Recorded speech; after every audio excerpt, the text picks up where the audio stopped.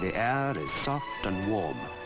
We've just started a 600-mile river journey that you could either call a pilgrimage or a post-mortem on time long past. We're passing palm trees and mud hut villages, sugar plantations, and a panorama that hasn't changed in any of its essentials in 5,000 years. Caesar would have recognized that helmsman's features.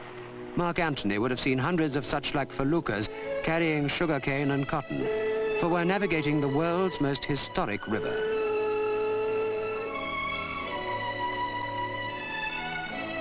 The Nile, with its rich silt and yearly flooding, carved the start of Western culture out of the desert, and the ancient kings who grew rich on the gifts of the Nile, in turn, carved massive memorials out of its rose-tinted stone. Luxor Temple, where Ramesses left his huge monuments to dwarf us and the centuries to near insignificance. This was Thebes, imperial city of the pharaohs for 1,000 years. In such great temples, the sun god, Amun-Ra, was worshipped for longer than the whole of our Christian epoch. In fact, you'll find on this journey up the Nile, the sun still has its dedicated devotees. For centuries, tomb robbers scoured the Nile Valley, rifling the sepulchres, and in the Middle Ages, even grinding mummies to a powder that was sold as medicine. And waves of religious fanatics systematically defaced whatever ancient monuments they came across to blot out the idolatry of these pre-Christian beliefs. The wonder is that anything so unspoilt as this temple at Edfu could escape their destructive zeal.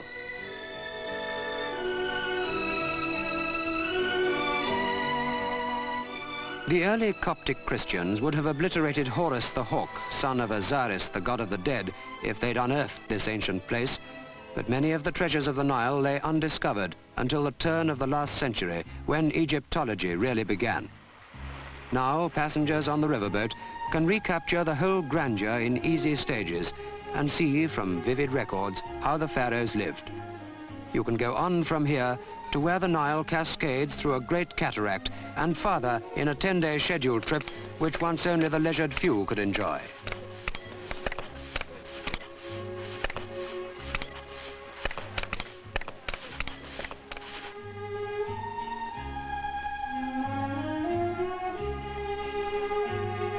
This is the winter scene on the great, wide, winding waterway after the June floods have run riot and the dam sluice gates have been shut to regulate the flow. There's a scurrying aboard, for this is the season when the steamer can edge in and disembark visitors on the clay bank here at Kamombo, so they can see one of the last temples of the Upper Nile that isn't threatened with flooding when the big new dam is built just upriver at Aswan.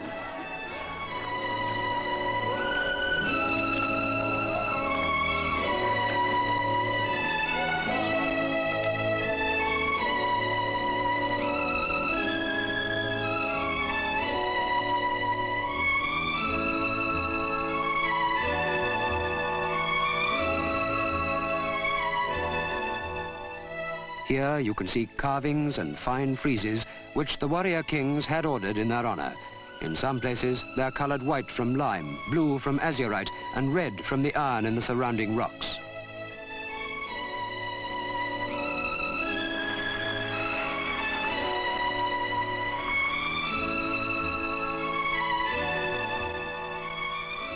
Nubia, and now the backcloth is empty and scrubland.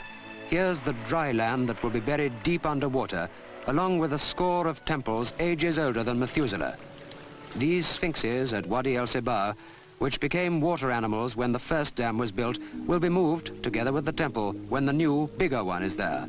But there are others which may disappear and disintegrate.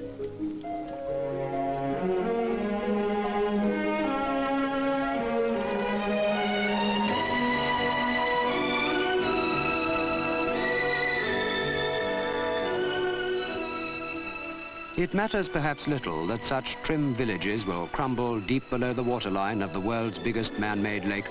The whole of Egypt will prosper from the power and the fertility that the new dam will hold in store. 3 new palm trees will grow for every one that is drowned. The ducks will find new reeds to rest in.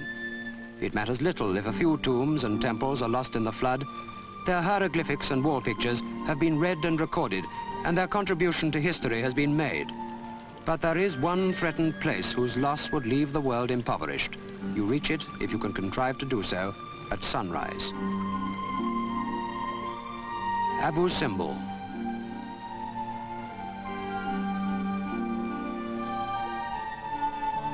The rock temple, built again by the pharaoh Ramesses, was carved out of the sandstone face of the cliffs.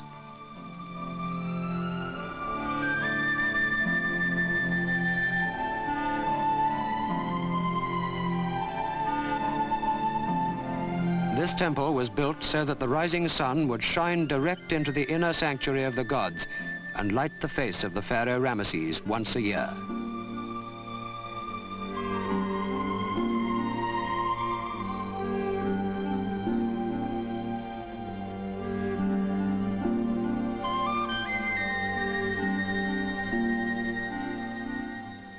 By the side of the towering pharaoh, even his favorite queen was of small significance, not reaching much more stature than the hordes of Asiatic prisoners depicted under his mighty feet.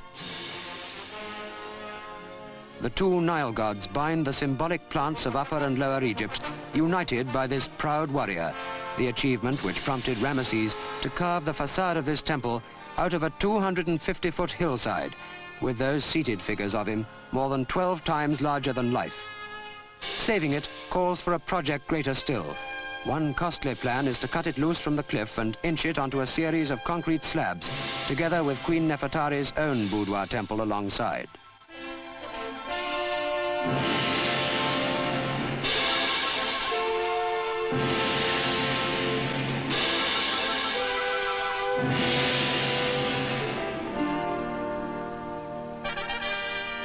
Look at the young queen, and it's hard to realize all this was built as long before Christ as St. Paul's Cathedral was built after him.